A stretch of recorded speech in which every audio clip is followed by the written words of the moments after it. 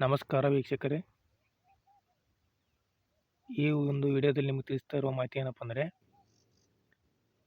ನಿಮ್ಮ ಮನೆಯ ಟ್ಯಾಕ್ಸನ್ನು ಅಥವಾ ಆಸ್ತಿಯ ಟ್ಯಾಕ್ಸನ್ನು ಆನ್ಲೈನಲ್ಲಿ ನೀವು ಪೇ ಮಾಡಬಹುದಾಗಿದೆ. ಅದು ಯಾವ ರೀತಿ ಅಂತೇಳಿ ಈ ಒಂದು ವಿಡಿಯೋದಲ್ಲಿ ನಿಮಗೆ ತಿಳಿಸಿಕೊಡ್ತೇನೆ. ನೋಡಿ, ಮೊದಲಿಗೆ ನೀವು ಗೂಗಲಲ್ಲಿ ಬಾಪೂಜಿ ಸೇವಾ ಕೇಂದ್ರ ಅಂತೇಳಿ ಸರ್ಚ್ ಮಾಡಿದ ನಂತರ ಈ ಥರ ಒಂದು ವೆಬ್ಸೈಟ್ ಓಪನ್ ಆಗುತ್ತೆ.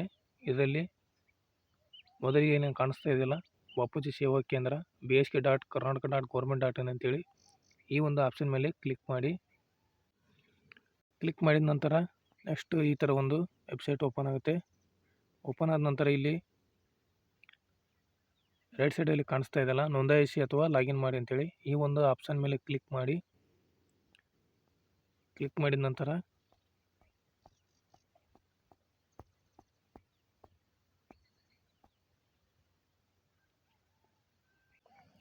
ನೆಕ್ಸ್ಟ್ ಈ ಥರ ಒಂದು ಲಾಗಿನ್ ಅಂತೇಳಿ ಆಪ್ಷನ್ ಓಪನ್ ಆಗುತ್ತೆ.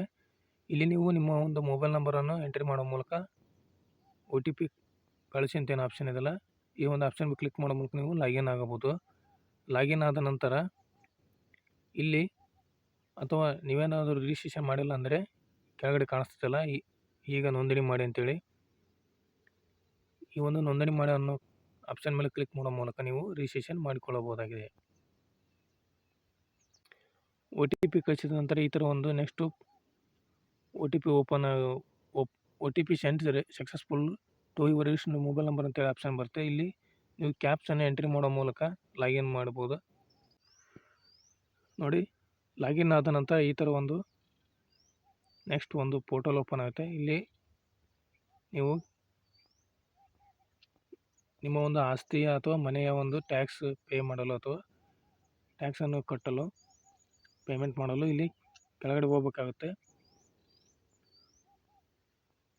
ನೋಡಿ, ಇಲ್ಲಿ ಆಪ್ಷನ್ ಇದೆ ನೋಡಿ, ಆಸ್ತಿ ತೆರಿಗೆ ಪಾವತಿಸಿ ಅಂತೇಳಿ ಈ ಒಂದು ಆಪ್ಷನ್ ಮೇಲೆ ನೀವು ಕ್ಲಿಕ್ ಮಾಡೋಕ್ಕಾಗುತ್ತೆ.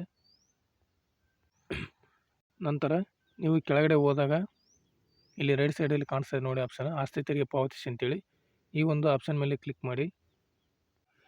ಮಾಡಿದ ನಂತರ ಈ ಥರ ನೆಕ್ಸ್ಟು ನಿಮಗೆ ಫೋಟೋಲು ಕಾಣಿಸ್ತದೆ.